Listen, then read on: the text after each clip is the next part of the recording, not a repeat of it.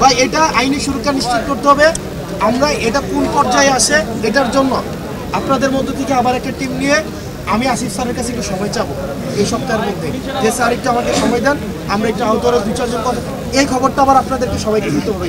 অবশ্যই দিবে, কোন প্রক্রিয়া আছে, এটা কি আছে ভাই আমি নিজে নিয়ে যাবো। আমি স্যারের কাছে সময় চাবো। স্যার মনে বিদেশে ছিল, আসছে কিনা আমি জানি না। আমি স্যারের সাথে কথা বলে আমি আপনাদের থেকে আমি নিজে সাফারার এটাতে। জি আমি নিজে সাফারার ভাই। আপনি তো কথা ভাই, সমস্যা হচ্ছে যে আপনাদের তো বলার পরও আমাদের এইটাও নাই। বলেন বলেন, আমরা আছি বলেন ভাই। আবার উল্লেখ করে দিই, আপনার গাড়ি অ্যাক্সিডেন্ট করে এই আহতরাই সর্বপ্রথম ব্যানার বানাইছে। আপনার লোকে যোগাযোগ হয়েছে ভাই। এরপরে হচ্ছে আর্থিক অনুদান। ভাই আর্থিক অনুদান 5 লক্ষ, 3 লক্ষ, 2 লক্ষ, 1 লক্ষের একটা ক্যাটাগরি করছে না, এটার সাথে আমি একমত না।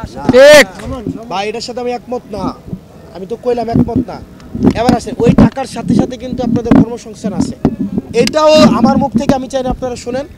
আমাদের প্রবাসী কল্যাণের যিনি সচিব মহোদয় আছেন, ওনার সাথেও আমি এই সপ্তাহের মধ্যে মিটিং করাই দেব।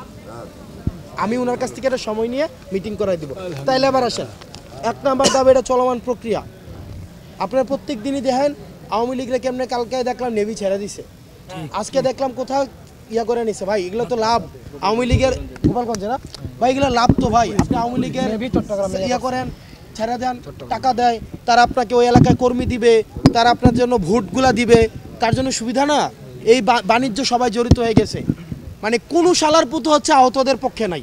সব হচ্ছে এখন ভোট, সব হচ্ছে এখন ভোট এবং আসন ভাগানোতে ব্যস্ত।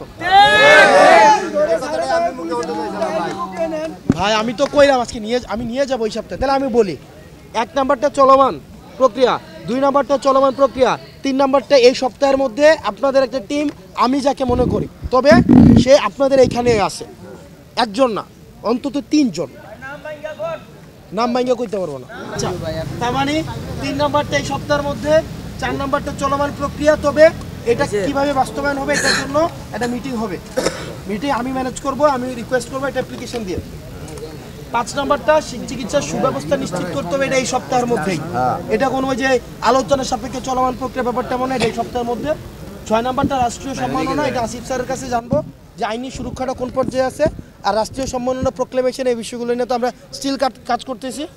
আর 7 নম্বরটা আর্থিক অনুদানের বৃদ্ধি, এটা করা, এবং ওই যে নিরাপত্তা, আর্থিক নিরাপত্তা। এমনও আমি একটা আলোচনা শুনলাম ওই দিন, যদি সে নিজে কাজ করতে না পারে, তার ভাই, তার ছোটো ভাই থাকতে পারে, তার ফ্যামিলির একজন মানুষ থাকতে পারে, এটাকেও যদি চাকরিতে দিয়ে দেওয়া যায়, ওই জিনিসগুলো নিয়ে আলোচনা হচ্ছে।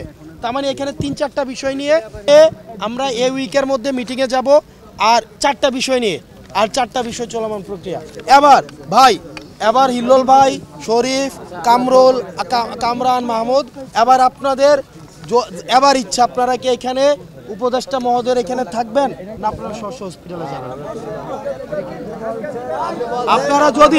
আপনারা যদি ভাই শোনেন, আমি এতক্ষণ সবাই কথা বলছেন, আমি একটা কথা বলি নাই। আপনারা আসছেন আমার সাথে, আপনাদের আবেগ আমি বুঝি, আবার আমি এটাও বুঝি, আমি ডাক দিলে আবার আপনারা আসবেন।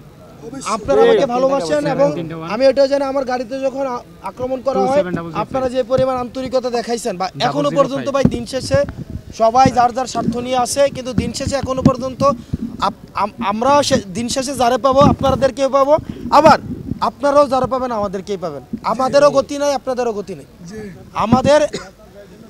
তো মাহমুদ ভাই, আপনারা যেহেতু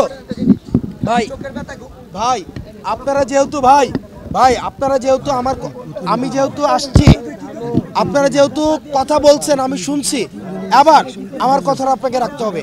কালকে থেকেই পুনর্বাসন, চিকিৎসা, এগুলো কোন পর্যায়ে আছে এবং আইনটা কোন পর্যায়ে আছে, সেগুলোর জন্য আপনাদের থেকে টিম নিয়ে আমি ভাই যে সংশ্লিষ্ট ভাই শুনেন, যদি আমার কথা শুনে আপনি 3 জনকে সিলেক্ট করেন, ভালো কথা। 3 জন যদি ওটা কাজ করে, আমিও যোগ্যতা রাখি, আরো যে সকল ভাই যোগ্যতা রাখে তাদেরকে নিয়ে, ভাই আমি একটা কথা কই, প্রক্রিয়াটা কেমন হবে, কে যাবে না যাবে, এটা আমি আপনাদের হসপিটালে যাই, তখন এটা আলোচনা করে। হ্যাঁ